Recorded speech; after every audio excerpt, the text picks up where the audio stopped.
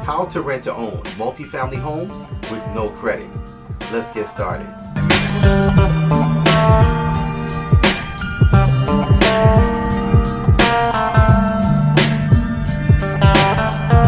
Hey everyone, I'm Rinde from AskRinde, and welcome to the #1 community for real estate income, grants, and credit.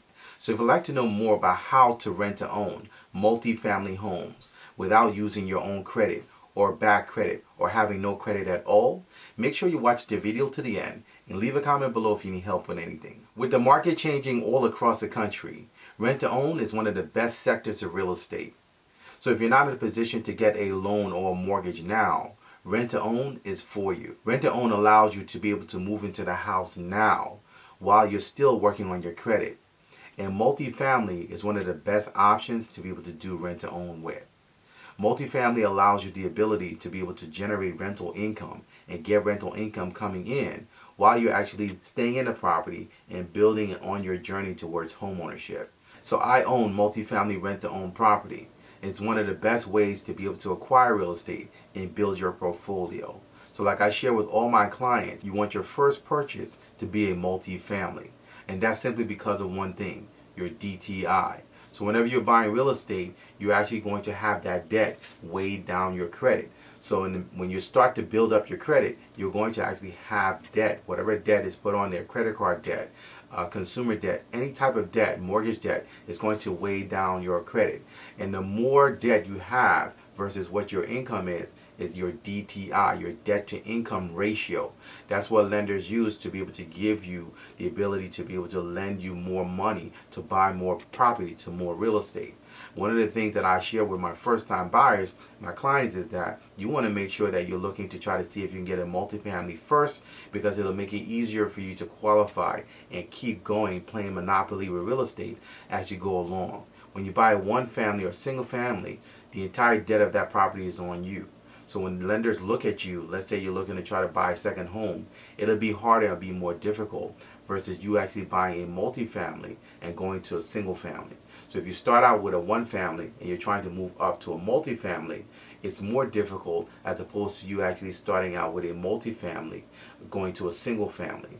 And that's simply because if you're looking to try to actually utilize the real estate to help you qualify for the loans, qualify for the mortgage, leverage and use your credit, you want to make sure that you're doing it the proper way, and that is buying multifamily first. So with a regular purchase, you want to start out with a multifamily, and the same holds true with rent to own.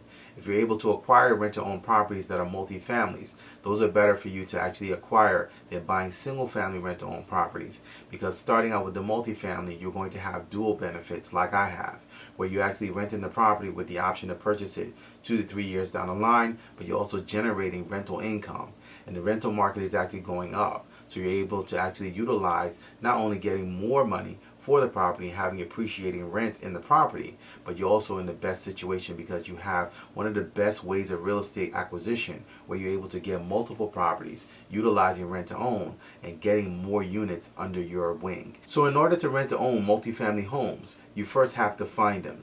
So these are 3 ways that you can actually find rent to own multifamily homes. Number 1, tired landlords. So there are many landlords who are actually facing hardship right now, where they actually have had tenants not pay them since the pandemic, and this has been happening even before the pandemic.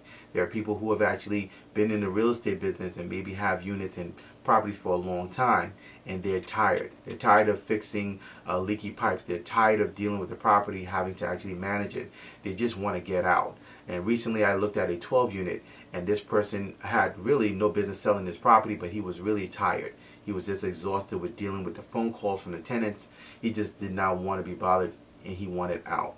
So there are people like this who exist. They have properties that you would think that would be choice that they would not get rid of, but they're tired. They want to basically get out for emotional reasons, for financial reasons, for many other reasons. They're tired of dealing with it, and they want to basically just hand it off to someone else and walk away. A tired landlord can also be an inexperienced investor who bought properties too quickly and did not know how to handle them, or bought the property wrongly. They could also be an experienced investor who's just tired and wants to actually walk away and get rid of their property.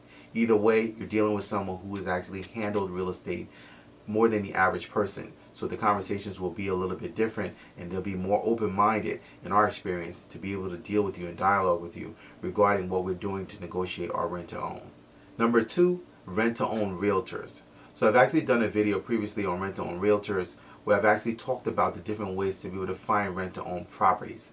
And rent-to-own realtors, such as we are good sources because they actually not only know how to source these properties, but also how to negotiate, how to spot opportunities for you to be able to get into a rent-to-own property. So these are actually key resources and key sources for you in order to be able to locate your rent-to-own property sooner than later. As I've shared, if you're looking for a rent-to-own home, you can actually reach out to us because we are also rent-to-own realtors and we also operate all around the country. Number 3, absentee owners. So these are out-of-state owners. They own property in one state and they live in another state. And that represents a unique opportunity for you because these people oftentimes are not emotionally attached. They don't have an emotional attachment to the property, such as someone who actually lived in the state or really is a present primary resident in that property where they're looking at leaving, they're looking at childhood memories, or they're looking at where they raise their children, and they're tied emotionally to the property.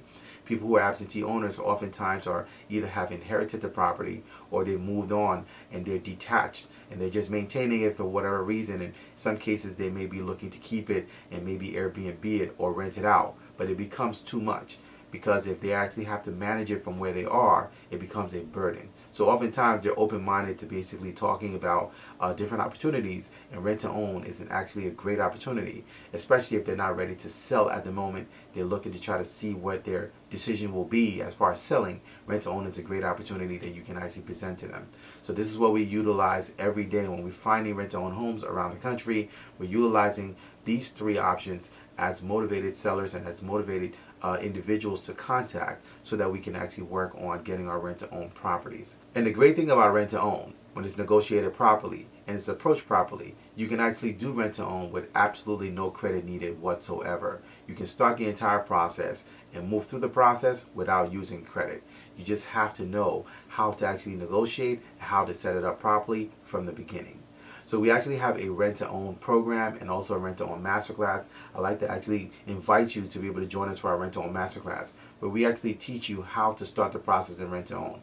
We teach you from point A to point Z, what the option fee is. We teach you also how to actually position yourself on a rental side. We teach you also how to position yourself when it comes to the purchase down the line. We have contracts, templates, forms. We have an entire outline and a blueprint of how to actually do rent-to-own.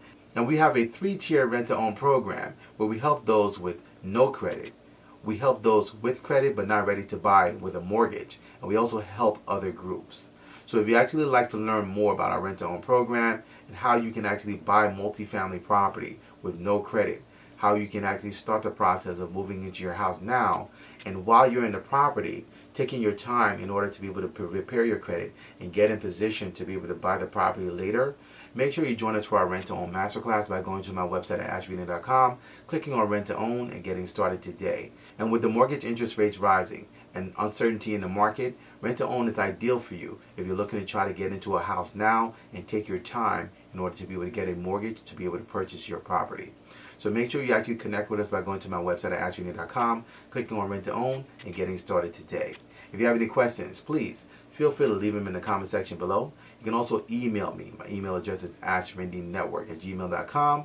I look forward to seeing you on the next video. Until next time, thank you so much for watching.